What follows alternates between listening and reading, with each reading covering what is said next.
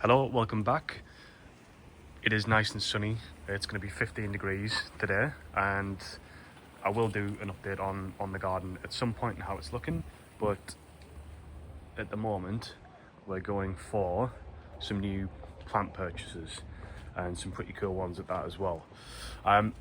This winter just highlighted to me the need for some of that evergreen structure, and I'll walk you through a lot of these. They are just kind of planted up in the pergola at the moment, but as I was saying, it highlighted the need for some evergreen structure, and I don't know how long we're going to be at this house for. We might move, I'm not too sure, so I don't know how many of these are going to go on the ground.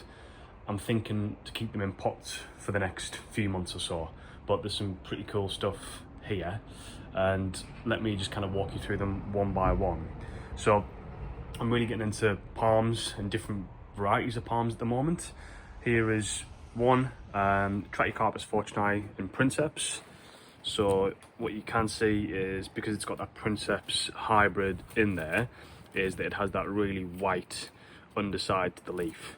So, and supposedly grows at a similar speed to fortunei, which is a quick grower anyway, whereas princeps sometimes it supposedly takes a little bit longer. I do have princeps that I've dug out and put in a pot down the garden, but that's a cool one. I'm just going to go on for a little while, get it to a decent size, and then can decide what to do with it.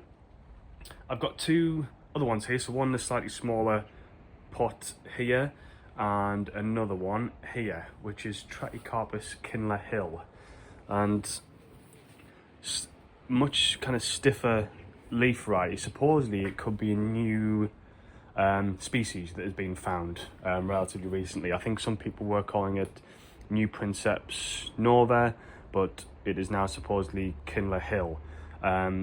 Very different kind of fan leaf shape. These are obviously still quite young.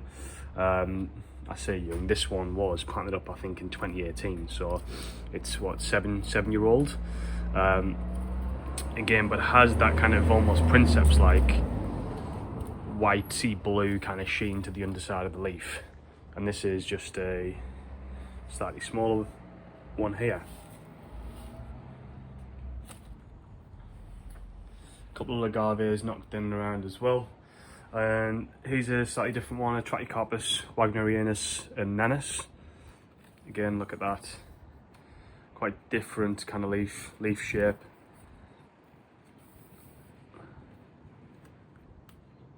Quite separated as well. I don't know how quick this one's going to grow, but it's quite a nice one. And I went for a lot of trackies because I know they're hardy, and with all these new hybrids you can get a lot of really interesting different types to the standard fortunei, which is great. I've got one growing here. It's probably one of the best doers out of the garden, to be honest. Let me just turn around here. Here is Trachycarpus fortunei, Neanderthal crossed with princeps.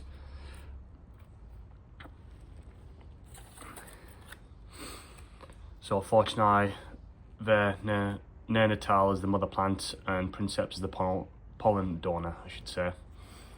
Again, really nice white, silvery blue kind of sheen to the underside of the leaves.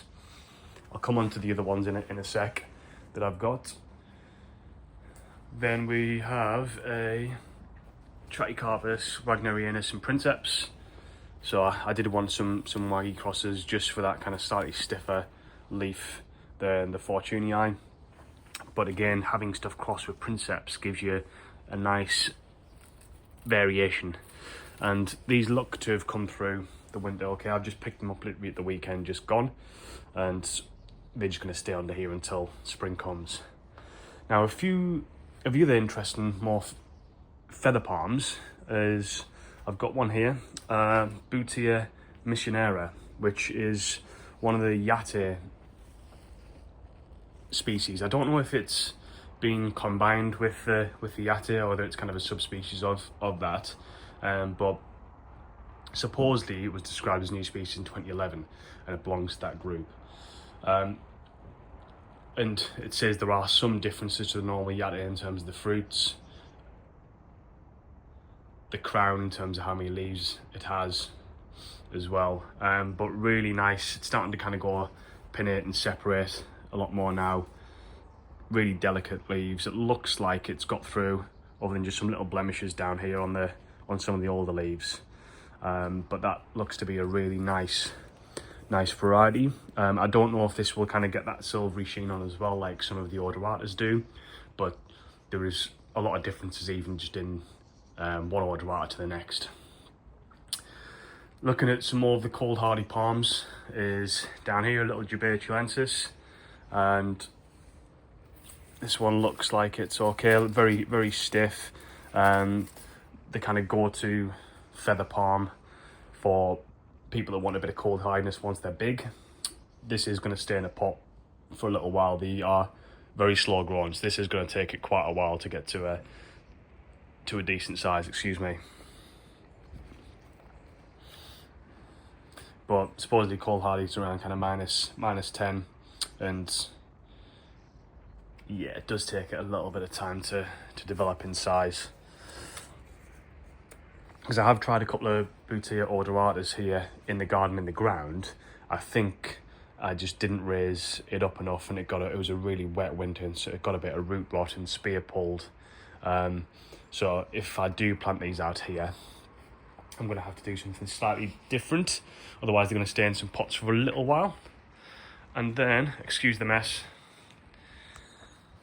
this one here, which is starting to kind of go pinnate as well, is a nice hybrid cross. Let me just pick this up.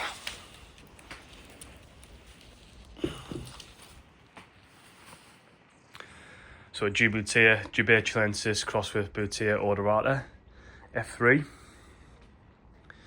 You can see, yeah, it's just starting to go pinnate, and those leaves are starting to separate now. It's got a new spear on the way, which feels firm after the winter, which is good.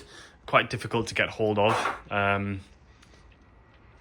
Obviously it's a cross between that smaller Jubaculensis that you've seen and an odorata which I don't actually have in the garden anymore. But I'm hoping that it would take a little bit of extra hardness from the Jubea and some of that kind of silvery sheen from the odorata, and that should be a really nice plant to put out in the garden at some point. But again, it's going to stay in the pot for a little while. It's just going to grow on for the next year. Hopefully you don't see me putting another video up in about a week's time and it's in the ground, because I know what I can be like. But yeah, I thought I'd give people a bit of an update on some of the interesting and different new plant purchases. You can see one down there from B&M, the little Waggy cross. I dug out one of the aces because that wasn't doing too well, but there is a Trachycarpus wagnerianus from B&M down here, £37.50. There was an interesting post put out there before, which is something that I haven't really considered around looking out for palms, and especially these kind of cheap ones from B&M, is they can contain some of the moths which do get into the trunk and can be a real problem for people that are growing palms in the UK, and that's something that we don't want at all. So in retrospect, I probably wouldn't have actually even purchased this, to be honest, just in case and just out of principle. But I brought it back here, and let's hope it hasn't got that in there. There are a lot of good growers of palms in the UK. Nigel down at Hardy Palms, etc. I'm probably going to be sticking to those guys, and there are a few others as well which I won't name at the moment, but they're definitely worth checking out. Okay, on the next video I'm going to do a bit of an update on the plants in the garden. But thanks for joining. Hopefully that was kind of interesting. I'll catch you on the next one.